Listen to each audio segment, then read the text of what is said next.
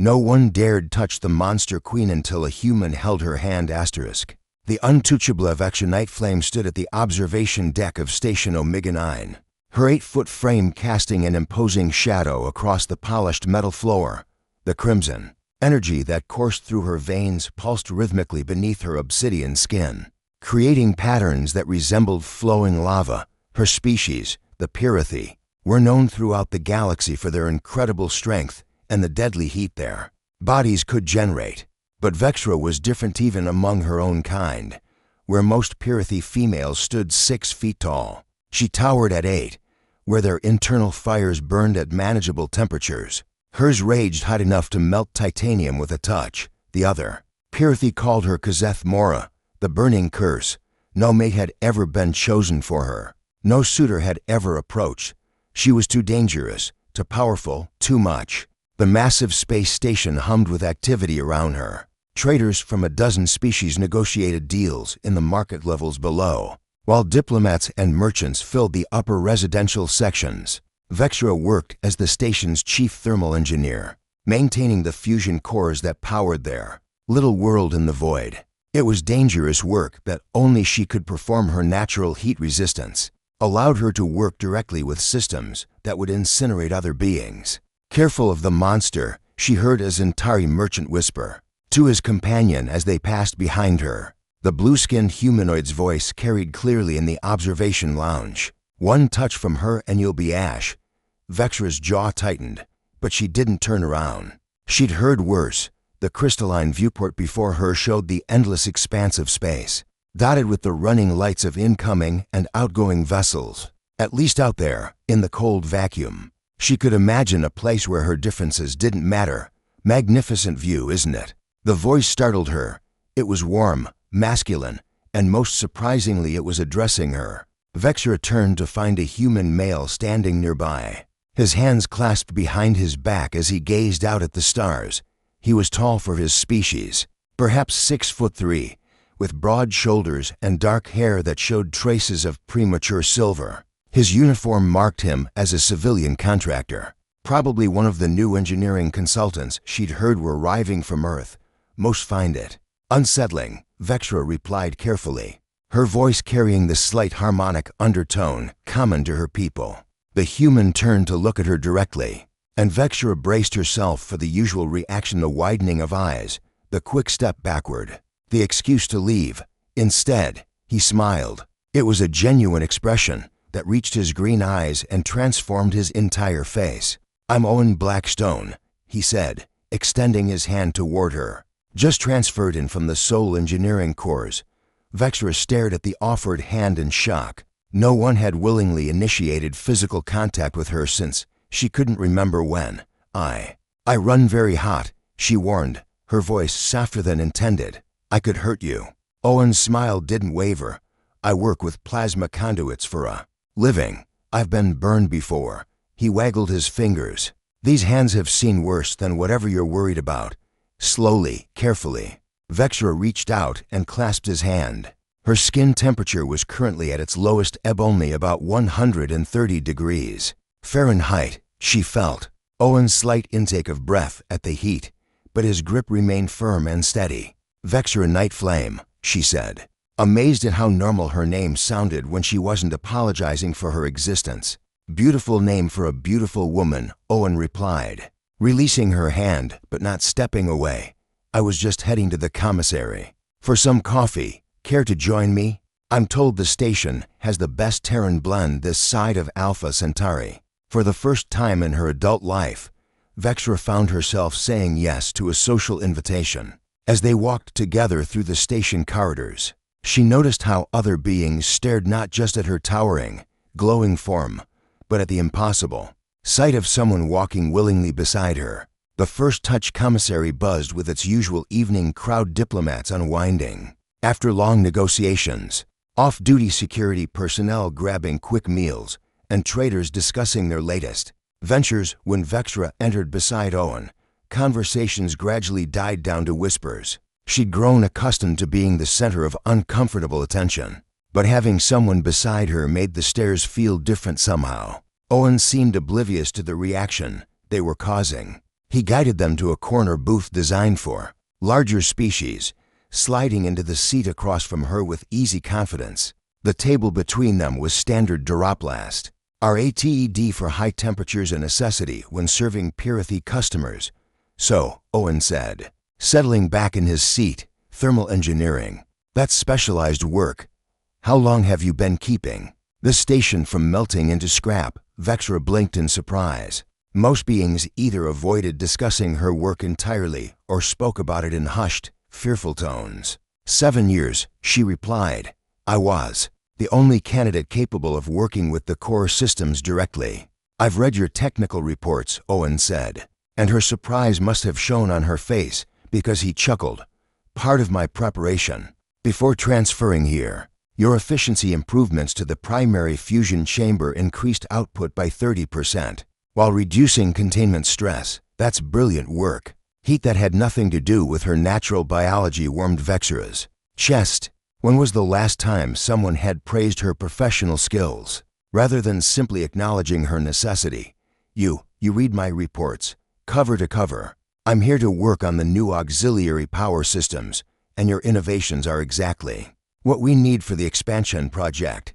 Owen leaned forward slightly. I was hoping to collaborate with you actually.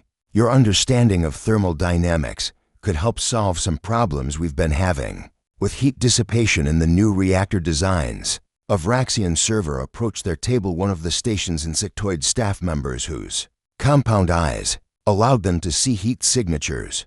The being's antennae twitched nervously as it sensed the thermal radiation from Vexra's body, but it maintained professional composure. What can I serve you today? The server asked, its mandibles clicking. Softly, Owen ordered coffee black, no sugar.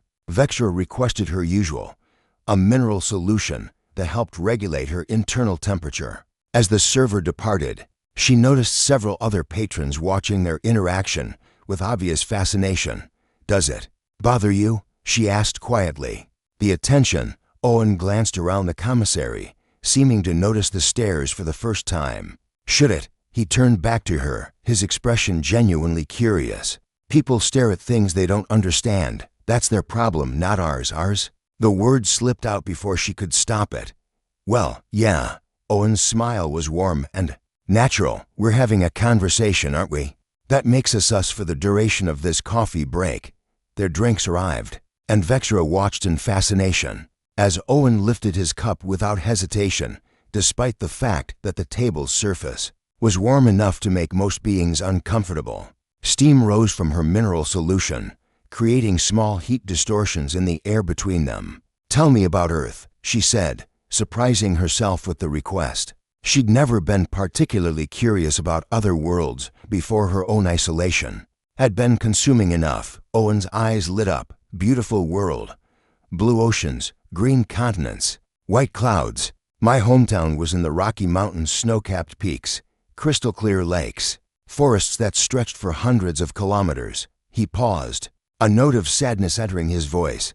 I miss the seasons, the way autumn would paint the leaves in brilliant colors, or how spring would bring everything back to life. It sounds peaceful.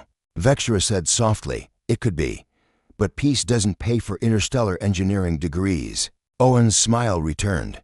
Besides, I wanted to see the galaxy, experience different cultures, meet different people. His gaze met hers directly.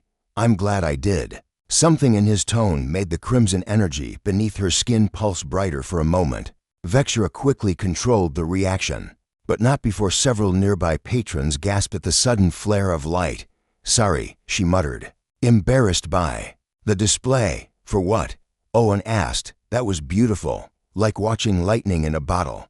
Before she could respond, the relative quiet of the commissary was shattered by raised voices from across the room. 3 karate males, lion-like humanoids with golden fur and impressive manes, were standing at a nearby table, their attention focused on Vexra and Owen. Human. One of them called out, his voice carrying the rumbling undertone of his species. You do realize what you're sitting with, don't you? Owen didn't turn around. Instead, he kept his eyes on Vexra and spoke just loud enough for his voice to carry. I'm sitting with the most fascinating woman I've met in years. Is there supposed to be something else I should know? The commissary had gone completely silent now. The Challengethi lead karate stepped forward, his massive frame casting a shadow across their table.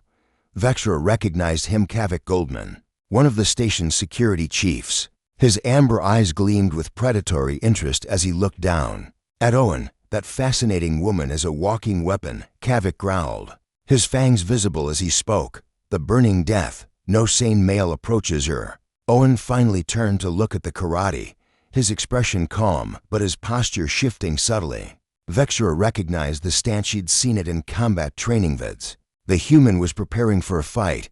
I appreciate your concern, Owen said, his voice carrying a dangerous edge, despite its conversational tone, but I'm perfectly capable of choosing my own company. Kavik's companions flanked him to younger karate males with lighter manes and eager expressions. Vexra felt the familiar weight of shame settling on her shoulders.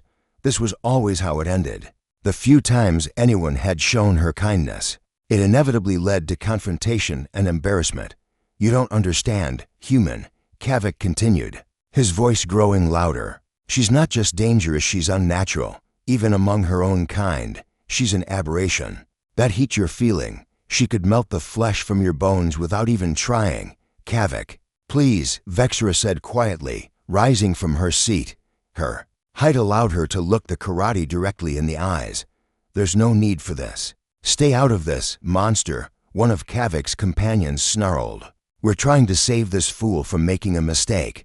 The words hit Vexra like a physical blow. Monster, the term she'd been called since childhood, the label that had defined her entire existence. She took a step backward, ready to retreat to her quarters and end this humiliation.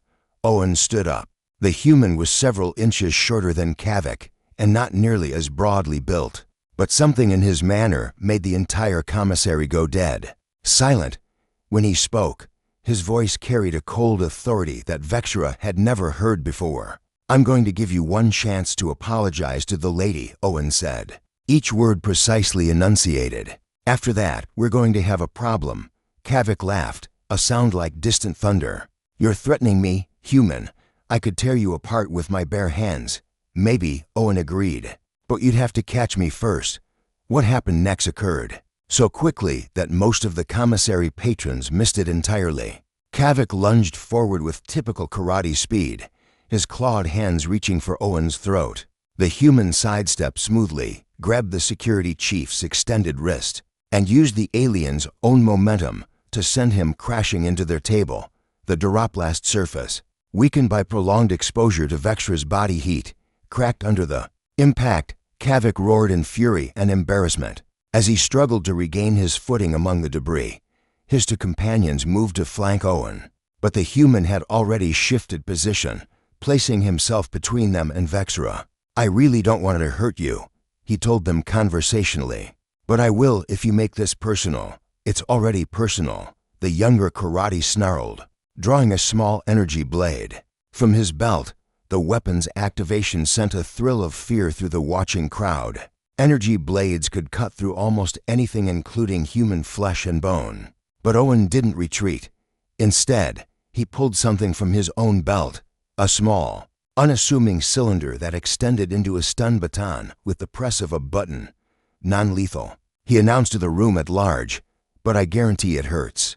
Vexra watched in amazement as Owen faced down 3 opponents without showing any sign of fear. No one had ever defended her before. The concept was so foreign that she couldn't quite process what she was witnessing. Kavik had regained his feet and was circling to Owen's left, while his companions approached from the right.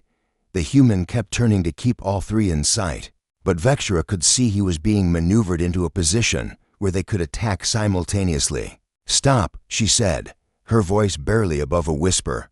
None of the combatants heard her stop. She repeated, louder this time, the crimson energy. Beneath her skin began to pulse more rapidly, responding to her emotional state. The air around her shimmered with heat distortion. Stop.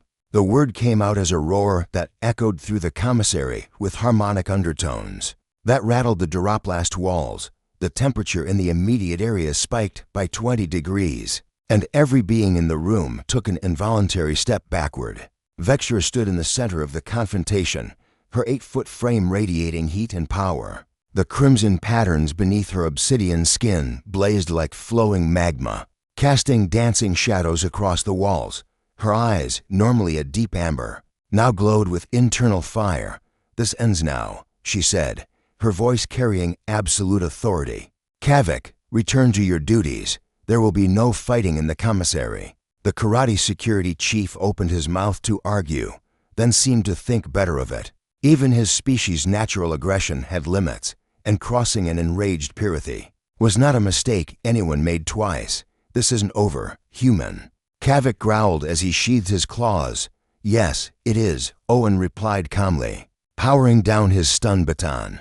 "Unless you want to explain to Station Command why you were threatening civilians." In the commissary, the understanding after the karate departed, and the commissary slowly returned to normal conversation levels.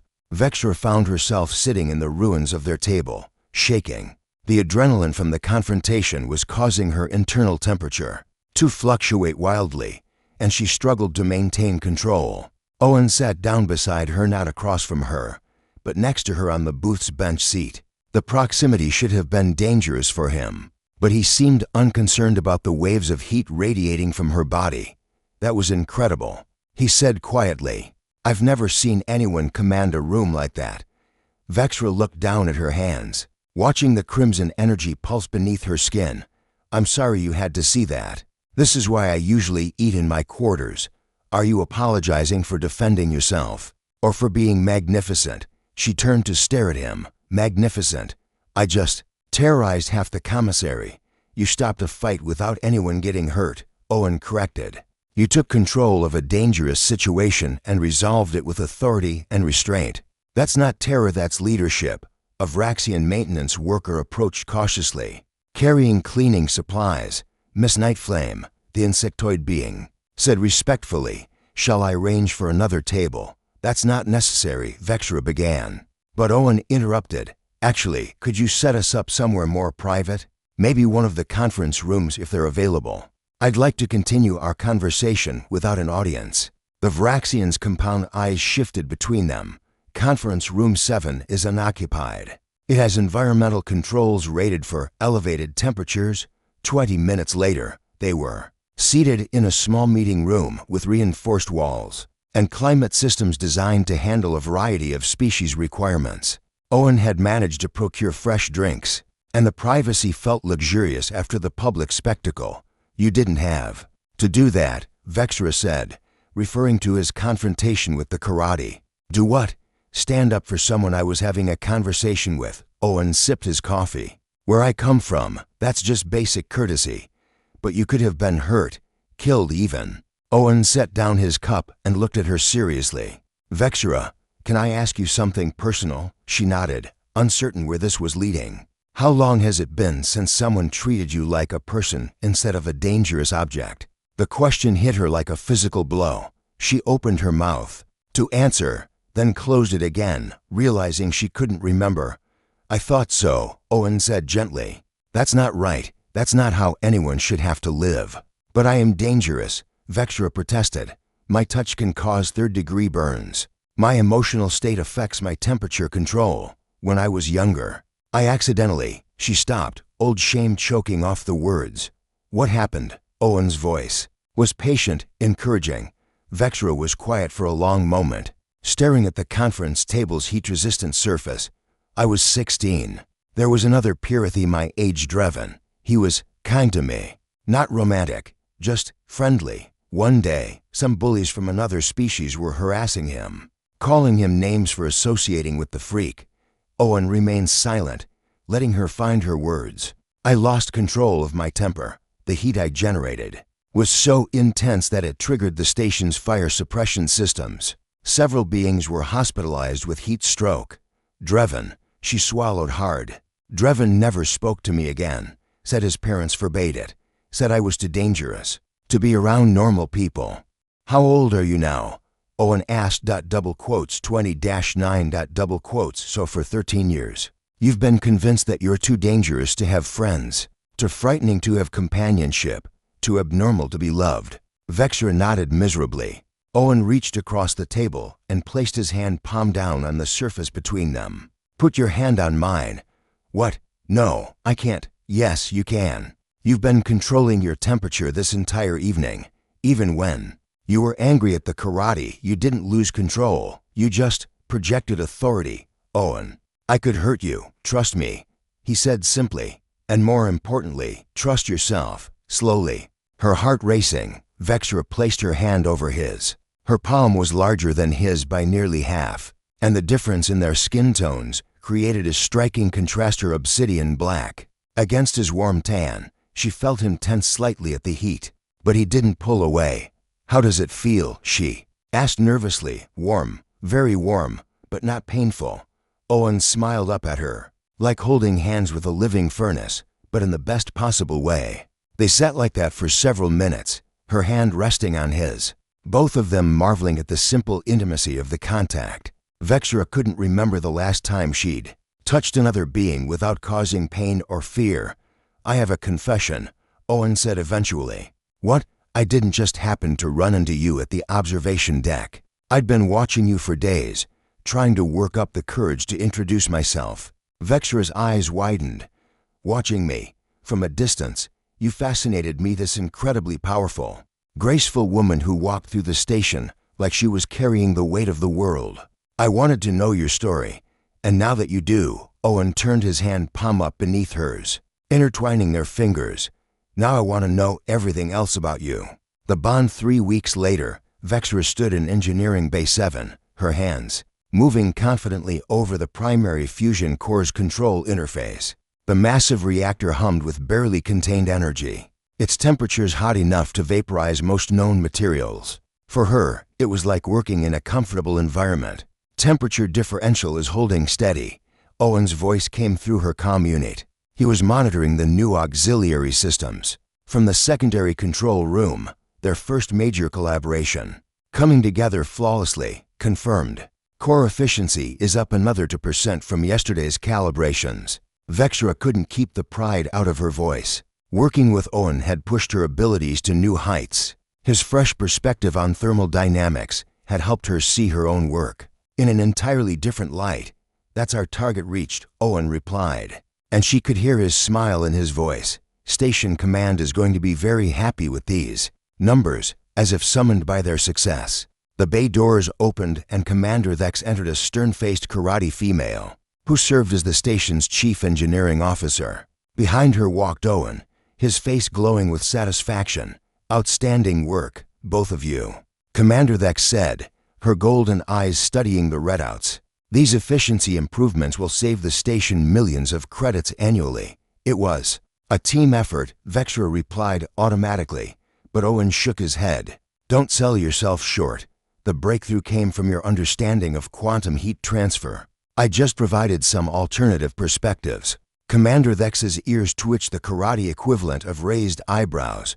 Your collaboration has been noted by Station Command. There's talk of offering you both permanent positions on the new deep space engineering project. After the commander left, Owen approached the fusion core where Vexra was still working. The heat radiating from the reactor would have been lethal to most beings, but Owen had gradually built up a tolerance over their weeks of working together. He could now stand within 10 feet of her while she worked without discomfort. Permanent positions, he mused, that means staying here long term. Vexra felt her temperature fluctuate at the implications. Would you want that? Instead of answering immediately, Owen reached into his pocket and pulled out a small device, a personal environmental regulator. Designed for extreme conditions. I had this specially modified, he said, activating it. A nearly invisible field surrounded him, creating a small buffer zone that would allow him to withstand much higher temperatures. Why? Vexra asked, though her heart was already racing. Owen stepped closer, now within arm's reach despite the reactor's blazing heat.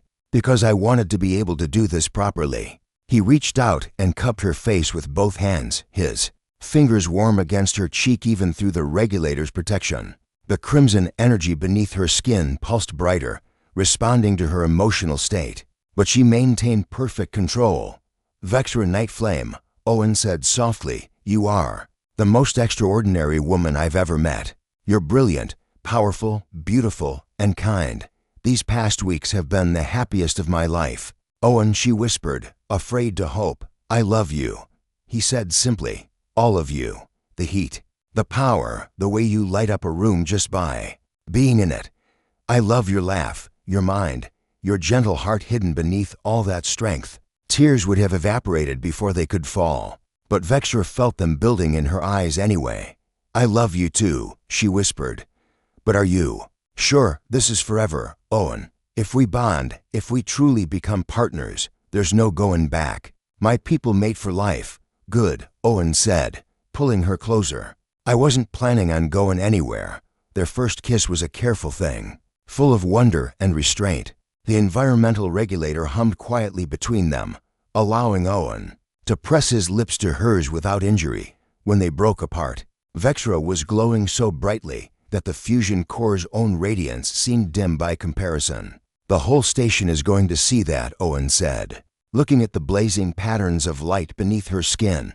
Let them, Vextra replied, surprised by her own boldness, undone hiding. As if to prove her point, she reached up and began adjusting the fusion core's output controls, her movements confident and sure. The reactor responded to her touch, its energy output smoothing to perfect efficiency. Working beside the man she loved, Vextra felt more powerful and controlled than she ever had in her life. So, Owen said, watching her work with obvious admiration, when do I get to meet your family? Vextra laughed, the sound harmonious and bright.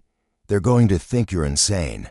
Probably, but they'll have to admit I have excellent taste. Later that evening, they walked hand in hand through the station's main promenade.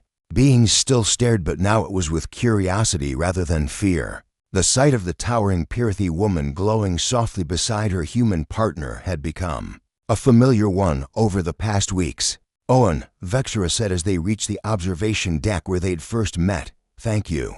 For what? For seeing me instead of the monster everyone else saw. Owen squeezed her hand gently, his environmental regulator allowing him to maintain contact despite her natural heat. I never saw a monster, Vextra, from the very first moment. All I saw was you, as they stood together watching the stars. Vextra felt a peace she'd never known before. For 29 years, she'd believed herself unlovable, untouchable, too dangerous for companionship. Owen had proven her wrong simply by refusing to accept those limitations. The crimson energy beneath her skin pulsed in rhythm with her heartbeat, no longer a curse or a barrier, but a beacon of light that had guided the right person to her side. She was still the same powerful, dangerous being she'd always been, but now she was also beloved, and that made all the difference. In the months that followed, their love story became legend throughout the station. The Monster Queen and her human partners in work and life, proof that understanding could bridge any gap, that love could overcome any fear. They never did take those deep space positions. Instead, they remained on Station Omega-9, where Vextra continued to be the only being capable of maintaining the fusion cores, and Owen designed revolutionary new systems that worked in harmony with her unique abilities. And if sometimes the lights in Engineering Bay 7 burned a little brighter than necessary, well, everyone agreed it was beautiful to see.